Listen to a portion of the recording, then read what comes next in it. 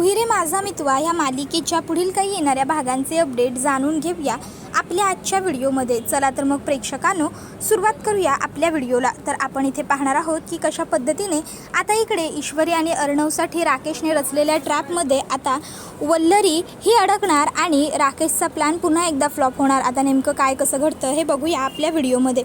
इथे आता अर्णवने इशूचं कौतुक केलेलं असतं आणि तुझ्याशिवाय मी अपूर्ण आहे हे असं सगळं सांगितलेलं असतं। तर त्यानंतर दुसऱ्या बाजूला इकडे आता जो राकेश असतो त्याने एक जबरदस्त प्लॅन बनवलेला असतो आणि त्याच्या प्लॅनमध्ये आता त्याने केलेलं असतं की तो इथून जेलमधून पळून जाणार, पसार होणार आणि बाहेर पडल्यावर सगळ्यात अगोदर तो अर्णवच्या गाडीमध्ये हा बॉम्ब लावणार आणि मग अर्णवच्या गाडीमध्ये तो बॉम्ब लावल्याच्या नंतर मग अर्णव जेव्हा ती गाडी वापरणार तेव्हा तो त्याच्या शेवटच्या क्षणांचा म्हणजे मोजत कसणार आणि मग ठरल्याप्रमाणे राकेश आता तुरुंगातून बाहेर तर पडतो, पण तुरुंगातून बाहेर पडल्यानंतर राकेश रात्रीचा पहिला आता अर्णवच्या बंगल्याबाहेर पोहोचतो आणि आता तिकडे जाऊन राकेश हा थेट अर्णवच्या गाडीमध्ये बॉम्ब लावायला जातो। तो अर्णवच्या गाडीवरून हात फिरवत म्हणत असतो, चिंटुकल्या चिंटुकल्या, अरे आजचा तुझा हा शेवटचा दिवस।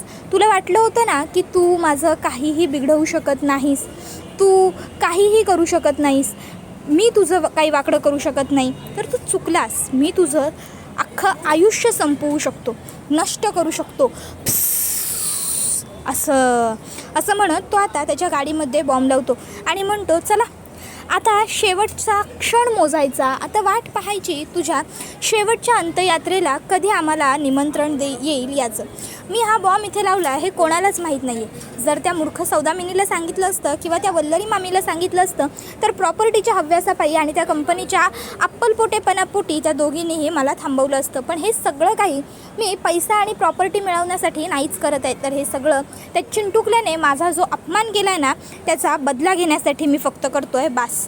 त्या व्यतिरिक्त मला काहीही नको आहे। त्या अंजलीला काय वाटतं, तिचा तो बावळट तो भाऊ तिच्या पाठीशी आहे म्हटल्यावर ती माझं वाकडं काही करू शकते का? ती मला घाबरत नाही का? आता जेव्हा भाऊ मरेल तेव्हा तिला समजेल की आता काय करणार आहे ती। माझ्याशी पंगा घेऊन त्या चिंटुकल्याने ना खूप मोठी चूक केलेली आहे आणि त्या चुकीची प्रत्येक वेळी शिक्षा ही त्याला भोगावीच लागणार आहे। तर इकडे दुसऱ्या बाजूला जी वल्लरी मामी असते ती विचार करत असते की मला ना आता त्या रमाकांतला जिवंत ठेवायचंच नाही आहे। तो रमाकांत जर जिवंत राहिला ना तर हे सगळं काही माझ्यासाठी खूपच जास्त रिस्की आहे। मला काहीही करून त्या रमाकांतला संपवावंच लागेल, मग त्यासाठी मला काहीही करावं लागलं तरीही माझी हरकत नाही, चालेल असा ती विचार करते आणि मग ती म्हणत असते की चिंटुकल्या,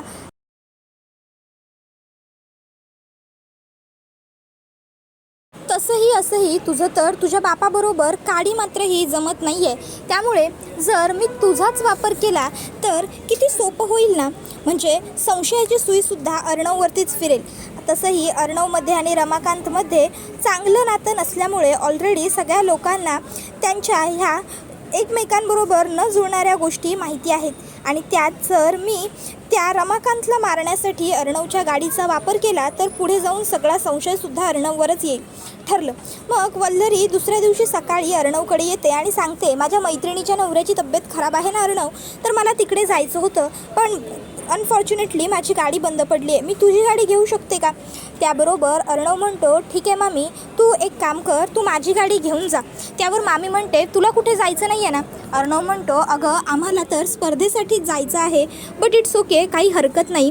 आकाशची गाडी सर्व्हिसिंगला गेली आहे ना, ती येईल तोपर्यंत मग आम्ही लोक आकाशची गाडी घेऊ आणि निघून जाऊ, पण सध्या तुझ्या मैत्रिणीच्या नवऱ्याची तब्येत महत्त्वाची आहे, जा तू माझी गाडी घेऊन। जर तिथे काही कमी जास्त झालं किंवा काही गरज वाटली तर मला कॉल कर। त्याबरोबर मामी थँक्यू म्हणते। अर्णव म्हणतो, इट्स ओके मामी, थँक्स काय त्याच्यामध्ये, आणि काय गं तू म्हणाली होतीस ना तुझ्या पायाला लागलं आहे म्हणून, मग पट्टी वगैरे काही मारली नाहीस का? त्यावर मग मात्र मामी गडबडते आणि गप्पच बसते। अर्णव म्हणतो, मामी काय झालं, पट्टी नाही लावलीस का पायावर? मामी म्हणते, थोडंसं लागलं होतं ना म्हणून नाही केली पट्टी वगैरे, इट्स ओके, मी आता ठीक आहे। त्यावर अर्णव म्हणतो, बरं ठीक आहे, काही हरकत नाही, बरं चल, तुला उशीर होत असेल ना, तू निघ, काही गरज लागली तर कळव। त्यावर वल्लरी होकार देते आणि आता ती गाडी घेऊन तिकडनं निघालेली असते। त्या गाडीमध्ये राकेशने बॉम्ब लावलेला आहे ही गोष्टच वल्लरीला माहीत नसते। वल्लरी रस्त्याने चाललेली असते, ती विचार करत असते, बिचारा अर्णव, आज त्याला काय माहिती की मी त्याच्या बापाचा खेळ खल्लास करणार आहे आणि त्याची सगळी अदावतसुद्धा त्याच्यावरतीच ढकलणार आहे. बिचारा मला मदत करायची म्हणून स्वतःची गाडी देऊन बसलाय, पण त्याला काय माहिती की ह्याच गाडीचा वापर मी कसा करणार आहे. अर्णव अर्णव अर्णव, तू खूप मोठी चूक केली आहेस रे माझ्यावर विश्वास ठेवून. बट आता चूक केलेलीच आहेस तर आपण काय करू शकतो. तर दुसऱ्या बाजूला इकडे आता जो अर्णव असतो तो ईश्वरीला म्हणत असतो, मिसिंदौर ऐक ना. ईशू म्हणते काय झालं. अर्णव सांगतो की मिसिंदौर अगं मामीची गाडी अचानक खराब झाली, म्हणजे बंद पडली, चालू होत नव्हती आणि मामीला तिच्या मैत्रिणीच्या नवऱ्याची तब्येत काहीतरी बरी नाही आहे, तिकडे जायचं होतं. सो मग मामीने विचारलं तुमची गाडी मी घेऊन जाऊ का, तर मी मामीला आपली गाडी दिलेली आहे. त्यावर ईशू म्हणते आणि मग आपली स्पर्धा. अर्णव म्हणतो मिसिंदौर चिल, हे बघ आकाशची गाडी आहे की, आपण आकाशची गाडी सर्व्हिसिंगला पाठवली आहे ना, तोपर्यंत ती सर्व्हिसिंगवरून येईल, मग आपण आकाशची गाडी घेऊन जाऊ शकतो. आणि जरी आकाशची गाडी घेऊन जाताना काही प्रॉब्लेम आले तर आपण कॅब बुक करू शकतो. त्यावर इशू म्हणते ठीक आहे. अर्णव सर, वल्लरी मामींचं ना हे नाटक नेहमीचंच झालं आहे. आपण एखाद्या कसल्या चांगल्या किंवा महत्त्वाच्या कामासाठी जात असलो ना की वल्लरी मामींचं लगेचच काही ना काहीतरी होतच असतं. जाऊ द्या, असो मला आवरायचं आहे, मी निघते. एवढं बोलून ईश्वरी आवरायला जाते. तर आता गाडी वल्लरी चालवत असते. गाडीमध्ये बॉम्बमध्ये टायमर फिट केलेला असतो. वल्लरीला तर हे माहीतच नसतं की ती ज्या गाडीमध्ये बसली आहे किंवा ती जी गाडी ड्राईव्ह करते त्या गाडीमध्ये चक्क बॉम्ब आहे. आता वल्लरी निवांत मस्त चाललेली असताना अचानक वल्लरीचा फोन वाजतो. फोनवरती फोन आल्यामुळे वल्लरी गाडी बाजूला लावते आणि फोन उचलायला घेते. तर फोनचा आवाज वल्लरीला येत नसतो. तिथे रेंज नसल्यामुळे वल्लरी गाडीतनं खाली उतरते. आता गाडीतून खाली उतरून ती हॅलो हॅलो करत असते, पण तिला काही आवाजच जात नसतो. शेवटी वल्लरी गाडीपासून थोडी लांब येते आणि म्हणत असते हॅलो हॅलो, आता येतोय का आवाज, हॅलो हॅलो. तिला उदयकांतचा फोन आलेला असतो, पण वल्लरी आता हॅलो हॅलो करत असते, पण तिला आवाज तरीही येतच नसतो.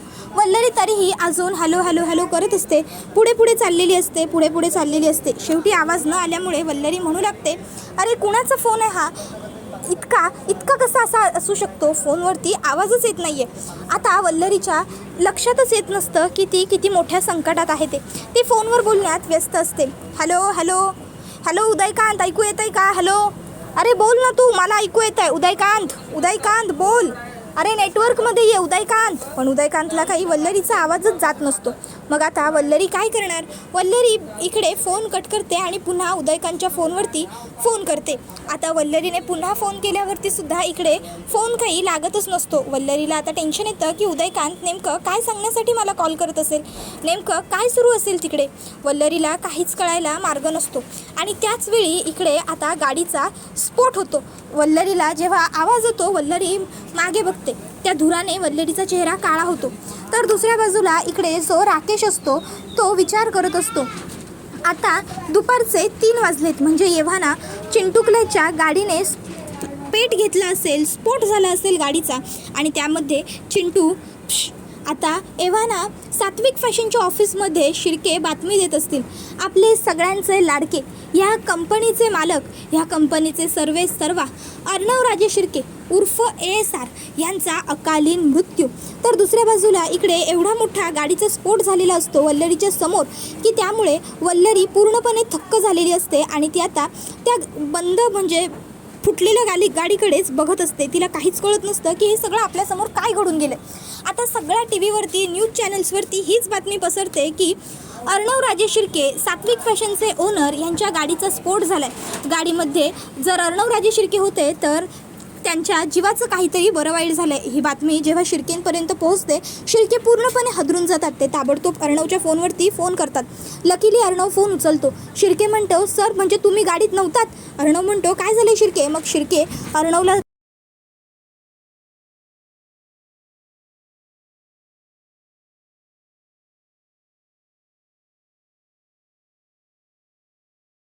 सर्व प्रकार सांगतात काय घडलंय वगैरे वगैरे. हे ऐकून अर्णवला खूप मोठा धक्का बसतो, कारण अर्णव म्हणतो ती गाडी तर मी मामीला दिली होती. म्हणजे मामी, नाही नाही नाही, ओ माय गॉड. अर्णव ताबडतोब शिर्केंना म्हणतो शिर्के मी करतोय तुम्हाला थोड्या वेळात, आणि मग तो फोन कट करतो आणि वल्लरीला कॉल करतो. आणि मग आता वल्लरी पहिला फोन उचलत नाही, कारण तीच खूप मोठ्या धक्क्यात असते. अर्णव आता आणखीन जास्त घाबरतो. त्याला टेन्शन येतं की काय झालंय, मामीचा फोन लागत का नाहीये, मामी फोन घेत का नाहीये. मग अर्णव ताबडतोब पुन्हा एकदा वल्लरीच्या फोनवरती फोन घेतो. धावत पळत खाली येऊन अर्णव बातम्या चालू करतो. बातम्यांवरती तीच बातमी फिरत असते. The great businessman Arnav Rajesh Shirke उर्फ ASR सात्विक फॅशनचे CEO सात्विक फॅशनचे सर्वेसर्वा यांच्या गाडीचा झालेला आहे भीषण अपघात. जर अर्णव राजे शिर्के गाडीत होते तर त्यांचं जिवंत वाचणं शक्य नाही आहे. आता हे सगळं ऐकत असताना अर्णवला आणखीन टेन्शन येतं, भीती वाटते, मामीचं काय झालं असेल याची काळजी वाटते. इतक्यात वल्लरी फोन रिसीव्ह करते. अर्णव म्हणतो, मामी तू कुठे आहेस, कशी आहेस, तू ठीक आहेस ना, तुला काही झालेलं नाही आहे ना. त्यावर मामी म्हणते, हो हो हो हो डोंट बी पॅनिक अर्णव, मला काहीही झालेलं नाही आहे, मी ठीक आहे. म्हणजे मला एक फोन आला होता कामाचा महत्त्वाचा, सो मी गाडी बाजूला घेतली होती आणि मी गाडी बोलत होते पण आवाज येतच नव्हता म्हणून मी गाडीतून खाली उतरले होते आणि नेटवर्कच नव्हतं रे मला. सो मी मग नेटवर्क शोधत मी पुढे गेले आणि तोपर्यंतच मागे हे सगळं घडलं. मागे बघितलं तर आपली गाडी अरे गाडी. त्यावर अर्णव म्हणतो, मामी गाडी मरू देत, गाडी जळून खाक होऊ देत, मला गाडीचं काही वाटत नाही आहे, तू ठीक आहेस ना. मामी म्हणते, हो रे हो, मी एकदम व्यवस्थित आहे, माझी काळजी करू नकोस, मी ठीक आहे, मी थोड्या वेळात पोहोचते घरी. हां, हे सगळं मला खूप भीती वाटते रे अर्णव म्हणतो, मामी घाबरू नकोस, तू शांतपणे घरी ये. मामी होकार देते. अर्णव फोन कट करतो. त्याबरोबर मग आता इकडे वल्लरीला कळतच नसतं की आपण काय रिॲक्ट व्हावं, कसं रिॲक्ट व्हावं. वल्लरी आता तशीच स्तब्ध, फोन त्या कानाला धरलेल्या पोझिशनमध्येच उभी असते. तिच्या मनात नको ते विचार येऊ लागतात. ती विचार करते, बापरे, नशिबाने मी गाडीमध्ये नव्हते, जर मी गाडीत असते तर आता काय झालं असतं, माझ्या चिंध्या झाल्या असत्या, माझं जगणं वाचणं शक्यच झालं नसतं. तर तोपर्यंत आकाशसुद्धा बाहेर येतो आणि अर्णवला म्हणतो, दादा अरे बघतोस का, संपूर्ण सोशल मीडियावरती सगळीकडे एकच बातमी व्हायरल होती आहे, अर्णव राजे शिर्के यांचा अपघात झाला आहे आणि तू जिवंत वगैरे नाही आहेस, असे न जाणू काय कितीतरी अफवा उठत आहेत. दादा अरे आपल्याला लवकरात लवकर काहीतरी केलं पाहिजे, बातमी पाण्यासारखी व्हायरल होती आणि खूप लोकांचे फोन येत आहेत. अरे आपले क्लायंट, त्याचबरोबर आपले फायनान्सर, आपले इन्व्हेस्टर, स्पॉन्सर्स, त्याचबरोबर आपला स्टाफ सगळेच खूप टेन्शनमध्ये आहेत, रेस्टलेस आहेत, सगळेच जण नुसता प्रश्नांचा भडीमार करतायत. दादा आपले जे फॅन आहेत ते सुद्धा खूप प्रश्न विचारत आहेत. अरे ही कॉम्पिटिशन, ह्या कॉम्पिटिशनमध्ये आपण उतरलो आहे, ह्या कॉम्पिटिशनमुळे जे आपल्याला लोक ओळखू लागलेत त्यांनासुद्धा प्रश्न पडले, ते सुद्धा मेसेज करतायत, फोन करतायत, काय करायचंच काहीच कळत नाही आहे. दादा अरे हे कसं चालेल, आपल्याला काहीतरी करायला हवं, काय करायचं आहे दादा. त्याबरोबर मग अर्णव म्हणत असतो की काळजी करू नकोस आकाश, मला सुद्धा काही सुचत नाही आहे. आकाश म्हणतो, दादा अरे काहीतरी तर करायला हवंच ना, आपण काय करायचं, तुला काय वाटतं आपण काय करू शकतो. अर्णव म्हणतो, मी पण तोच विचार करतो, एक काम कर, पहिले तर आपल्या सगळ्या स्टाफला शिर्केंना इन्फॉर्म करायला सांग की असं काही झालेलं नाही आहे, मी एकदम व्यवस्थित आहे आणि ठीक आहे. आणि राहिला प्रश्न बाकीच्या लोकांचा, तर बाकीच्या लोकांसाठी सुद्धा बघूया, काहीतरी करूया, सगळ्यांना सगळं काही कळेल याची व्यवस्था करूया. पण आकाश त्याआधी मामीला पुन्हा एकदा कॉल ट्राय कर, मामी बघ कुठपर्यंत पोहोचली आहे. त्याबरोबर अर्णव असं म्हटल्यावर आकाश होकार देतो. तर दुसऱ्या बाजूला इकडे जी ईश्वरी असते ती म्हणत असते, सर माझ्याकडे ना एक बढिया प्लॅन आहे. अर्णव म्हणतो, काय, आपण एक काम करूया, काल आपल्याला शिर्के म्हणाले होते ना की आपल्या नावाने फॅन पेजेस वगैरे तयार केलेत लोकांनी सोशल मीडियावरती, आपण एक व्हिडिओ पोस्ट करूया सोशल मीडियावरती आणि आपले जे फॅन फॉलोवर्सचे पेज वगैरे आहेत ना त्यांना थोडं टॅग करूया, कोलॅबरेट करूया, म्हणजे लोकांना आपोआपच कळून जाईल की आपण दोघंजणं व्यवस्थित आहोत. हल्लीची लोक बातम्यांपेक्षा जास्त सोशल मीडिया यूज करतात आणि सोशल मीडिया यूज करत असल्यामुळे लोकांना सोशल मीडियावरती अपडेटही अगदी पटकन मिळून जातात.